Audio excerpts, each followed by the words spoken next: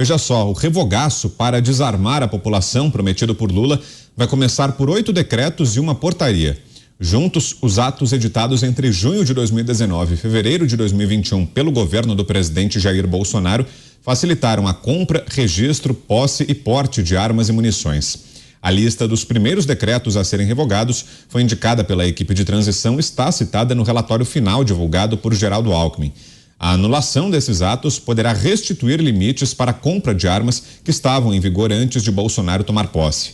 Parte dos atos que serão anulados afeta diretamente os chamados CACs. E aí, Mota, como é que está vendo esses projetos do governo eleito e essa promessa de Lula de desarmar a população?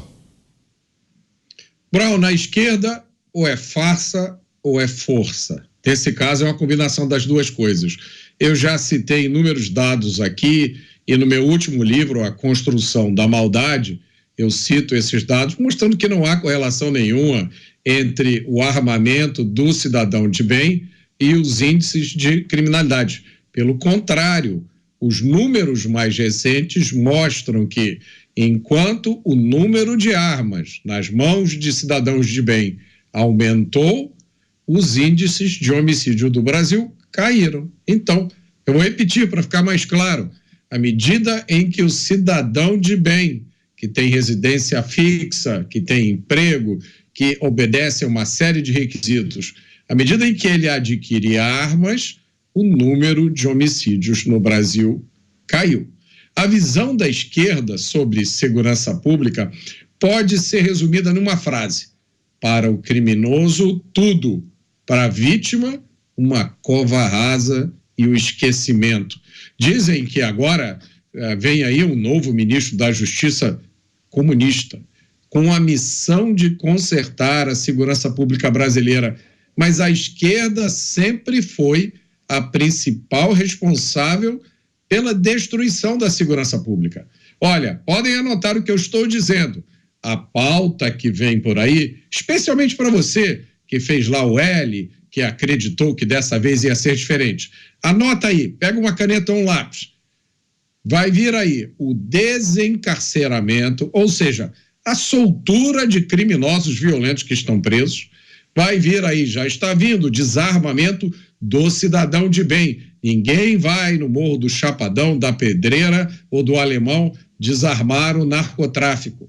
Vem aí também a descriminalização das drogas e a imposição de restrições cada vez maiores à atividade policial. Ainda está em vigor a DPF 635, que suspendeu as operações policiais nas favelas do Rio de Janeiro desde junho de 2020.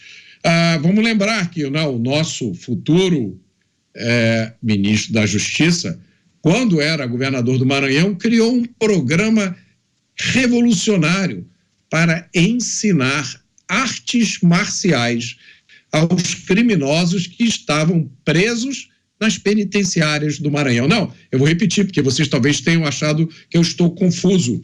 A proposta do governador era pegar aquele assaltante, aquele estuprador, aquele sequestrador que está preso cumprindo pena e ensinar a ele jiu-jitsu, karatê. Não é uma coisa boa? Só faltou um programa também para ensinar esses criminosos presos a atirar melhor. Aí ele já saía da penitenciária com o pacote completo. O mais impressionante é que eu fiz um comentário sobre isso algumas semanas atrás nas minhas redes sociais. E uma das pessoas que respondeu meu comentário disse o seguinte: olha, Roberto, eu já ensinei artes marciais a detentos, sim. Inclusive, quando nós começamos, nós sofremos uma certa crítica. E depois, os próprios agentes penitenciários, pediram que nós ampliássemos o programa. E aí eu perguntei para ele, na rede social: por gentileza, me fale sobre as vítimas dos criminosos que você treinou. Você conversou com elas?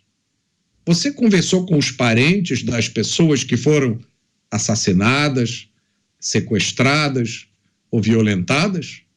Essas vítimas também tiveram aulas de artes marciais? Vocês já sabem qual foi a resposta.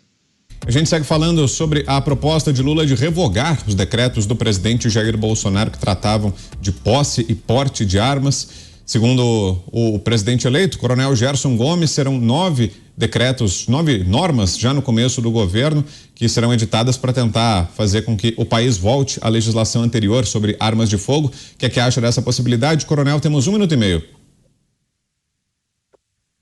Eu vejo que é mais um jogo de narrativas, porque, como o Mota falou, não se baseia em números, ou seja, o resultado da criminalidade, até mesmo de homicídios, caiu durante o governo Bolsonaro, exatamente naquele momento em que ao cidadão foi dada a possibilidade de acessar esse tipo de armamento. Eu falo que é um jogo de narrativas porque nós agora mesmo, em Brasília, tivemos uma tentativa de atentado e foi localizado um monte de armamentos com um CAC, né, com um colecionador, atirador e caçador, né? O CAC significa basicamente isso, aquele que pode comprar armas ou para caçar, ou para colecionar, ou para ser um atirador desportivo. Eu dou o meu exemplo.